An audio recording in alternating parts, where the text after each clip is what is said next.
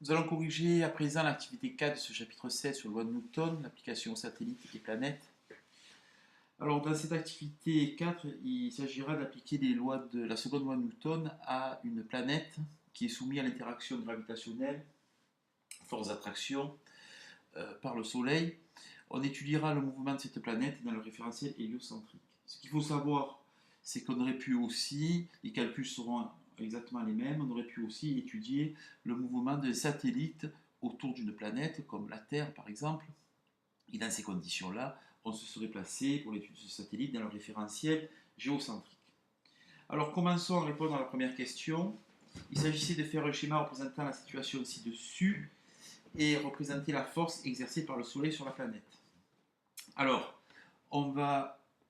je vais représenter la trajectoire de la planète qui est en réalité un cercle. Alors, on va essayer de mieux faire ça. Voilà. Et je vais représenter le Soleil qui est au centre de cette trajectoire. Voilà le Soleil qui a pour masse ms. Et la planète à un point de la trajectoire. Et bien entendu, cette planète, elle est soumise à une force, la force qu'exerce le Soleil sur la planète, c'est la force d'interaction gravitationnelle.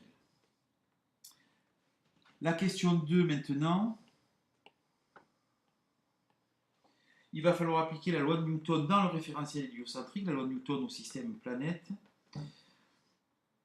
et représenter sur ce schéma le vecteur accélération du centre de la planète noté AP.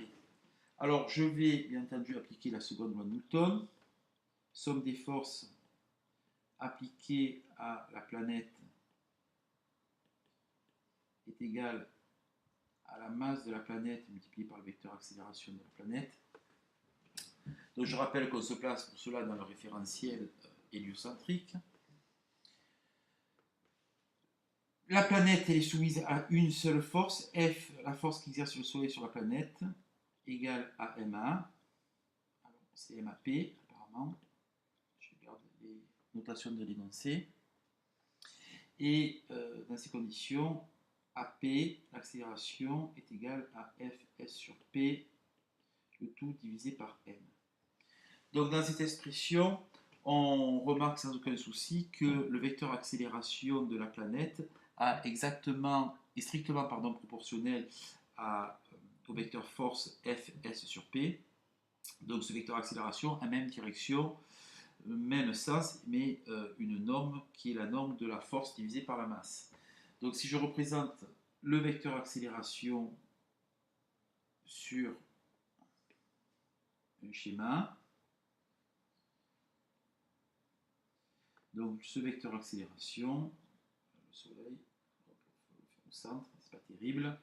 Le vecteur accélération est un vecteur qui est, on le voit, AP, c'est un vecteur accélération, ce vecteur accélération est centripète. Replaçons-nous à l'activité 4. On continue et on passe au petit 3. Alors dans le petit 3, on définit à l'aide de l'encadré, on vous donne une expression générale du vecteur accélération qui est égal à la dérivée du vecteur vitesse par rapport au temps, il n'y a aucun souci, mais dans un nouveau repère, un repère lié à la planète au point M qui est le repère de Freinet. Dans ce repère, on peut voir que l'accélération a deux composantes, la composante tangentielle et la composante normale.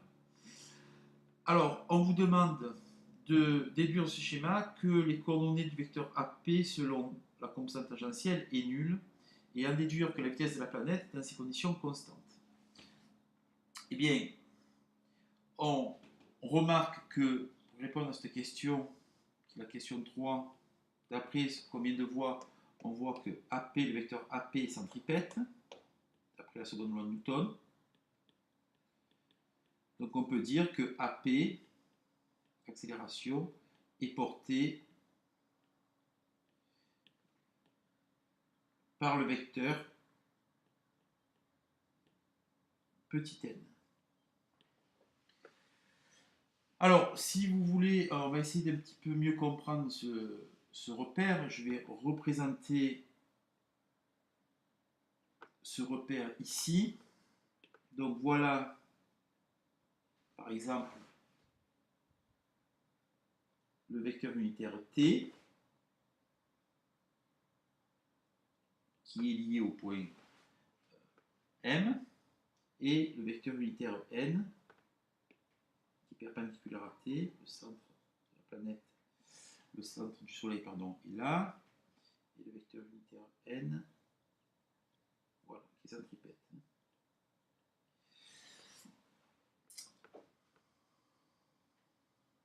Alors, on voit que,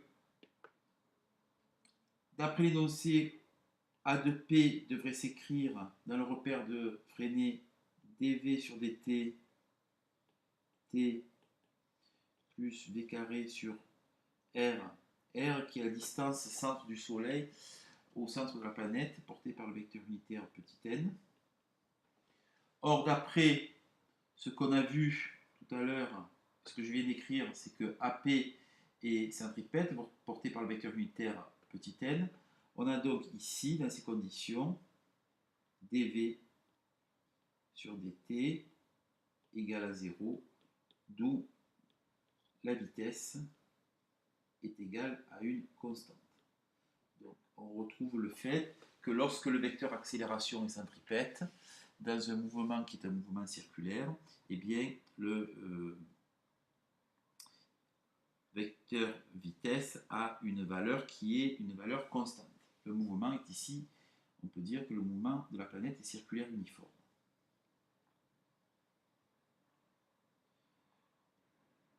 Alors je passe à la suite, l'expression de la vitesse dans le cadre de ce mouvement circulaire uniforme, à question 4. Il faut exprimer la valeur de la force exercée par le Soleil sur la planète. Alors la force exercée par le Soleil sur la planète, je le rappelle, cette force donc elle est centripète, on peut l'écrire G multiplié par la masse du Soleil multiplié par la masse de la planète divisé par r carré porté par le vecteur unitaire petit n. Question 5. En utilisant l'expression de l'accélération dans le cas d'un mouvement circulaire uniforme et la seconde loi de Newton, établir l'expression de la valeur de la vitesse. Alors la seconde loi de Newton, somme des forces égale ma. On a vu que l'accélération s'écrivait F de S sur P divisé par M. Donc on va reprendre ça. L'accélération peut s'écrire G fois ms fois m sur r carré, le tout divisé par m. Donc ici je mets encore fois m. Les masses se simplifient, portées par le vecteur unitaire n. Et puis je peux dire aussi que ce vecteur accélération, comme il est centripète, je vois que il a pour valeur v au carré sur r, donc c'est égal aussi à v carré sur r porté par le vecteur unitaire petit n. Puisque je rappelle que dv sur dt, cette expression ici, est nulle dans le cas qui nous concerne. Alors on va continuer un petit peu nos calculs. On a donc G fois la masse du Soleil divisé par R est égal à V au carré, d'où la vitesse de la planète égale à racine carrée de G fois la masse du Soleil, le tout divisé par R. On peut répondre dans ces conditions à la question 6. Sur une même orbite où les satellites vont à la même vitesse, eh bien, on voit que si je prends la même orbite, c'est-à-dire la même distance Soleil, centre du Soleil, centre de la Terre, je vois que la vitesse ne dépend de la planète, ne dépend que de la masse du système attracteur, donc la masse du Soleil. Donc quelle que soit la planète qui tourne en orbite autour du Soleil, si la distance reste la même, la vitesse de la planète restera la même. Donc, sur une même orbite, tous les satellites vont à la même vitesse. Je continue et je passe maintenant à la question 7. Dans le cas d'un tel mouvement circulaire uniforme, il faut exprimer la période. Alors, je rappelle que la vitesse est la distance parcourue divisée par la durée du parcours. Donc, la distance parcourue, c'est d, est égale à v fois la durée du parcours, qui est la période. Donc, je vais marquer grand T. Alors, pour une période, c'est-à-dire la durée pour tourner autour du Soleil, la distance parcourue, c'est quoi? La distance parcourue, c'est 2π multiplié par la distance centre de la Terre, c'est du Soleil. Le tout divisé par V est égal à T. Alors, V, je vais le remplacer par sa valeur. T égale à 2π fois R divisé par racine carrée de G fois ms sur R. Voilà, question 8. On va encadrer le résultat obtenu. La question 8 qui nous demande de vérifier que cette expression est conforme à la troisième loi de Kepler. Donc la troisième loi de Kepler, qu'est-ce qu'elle dit? Elle dit que t carré sur r au cube est égal à une constante. Alors on va essayer de vérifier ça. On va mettre la période au carré. T au carré égale à 4π carré fois r carré.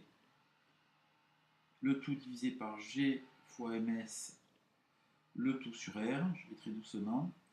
C'est égal à 4π carré r au cube sur g fois ms. On a donc le résultat suivant. On retrouve la troisième loi de Kepler. T carré sur r au cube est égal à 4π carré sur g fois ms. Voilà. Alors, quelle que soit la planète, ce résultat est très important, hein, quelle que soit la planète que l'on prend qui tourne autour du Soleil, la période de révolution de la planète autour du Soleil divisée par la distance qui la sépare au Soleil est toujours égale à une constante, et cette constante ne dépend que de la masse du système attracteur. Si on avait pris un autre système, qui est le système satellite autour d'une planète, eh bien on aurait obtenu exactement la même expression, à savoir que la période du satellite divisée par la distance planète-satellite est égale à 4π carré, serait égale à 4π carré divisé par g fois la masse de la planète, c'est-à-dire la masse du système attracteur.